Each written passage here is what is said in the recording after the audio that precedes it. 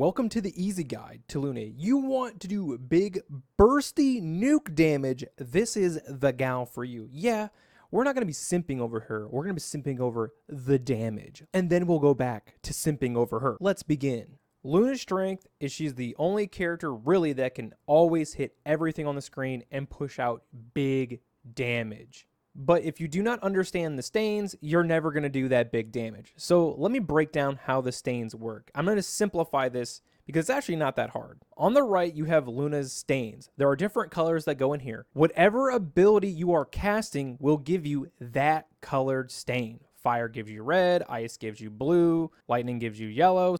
Now, something the game glosses over, or maybe you just didn't catch it fast enough, is a light stain can fulfill any color requirement. For example, if you need 2 fire to get a stronger attack, you could have 2 light because they can be substituted for any color. Or you could have 1 fire and 1 light.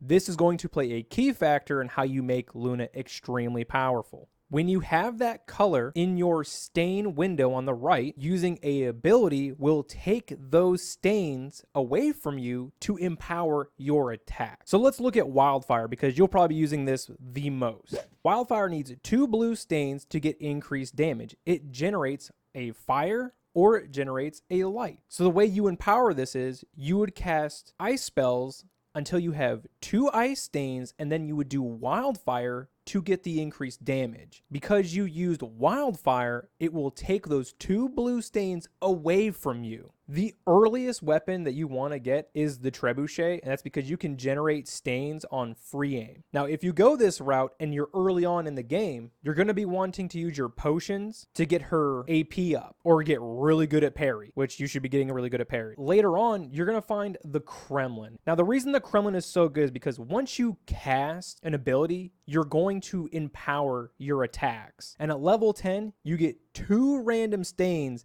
as soon as you start. And then at level 20, you're going to get more AP when you consume stains, which that's her whole kit. The reason the Kremlin is so good is because it gives you everything you want. Damage, stains for free, and this is how we're going to make the nuclear combo that you are going to love and enjoy.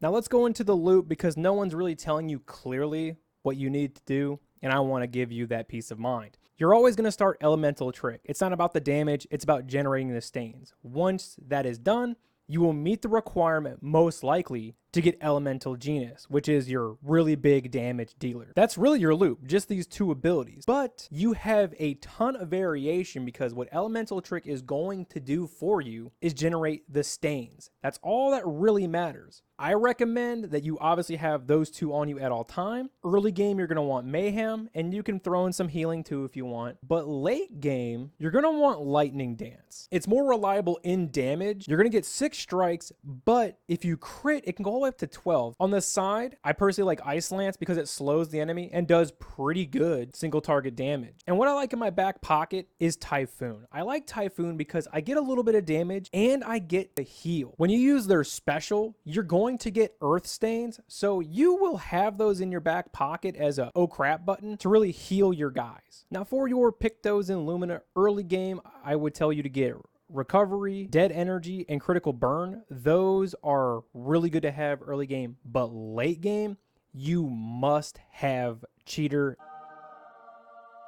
and Painted Power. Painted Power lets you go above the damage threshold, and Cheater lets you go 2 times. This to your mid-late game, you are just going to be the powerhouse that you're seeing all over every video and everything else. You must have these 2. For you to get Cheater, you must beat the giant statue monster, like the sponge I think it's called, in the water. Early on, it is actually not a hard fight, but that is a test of endurance. That's why I tell you, you need to get good at parry, because without being good at it, it's going to be extremely challenging for you. If you guys want to see the stream, I'm over on Rumble. Hopefully this guide helped you. Please like and sub. You know the drill. And let me know your combos or what you're having a hard time with.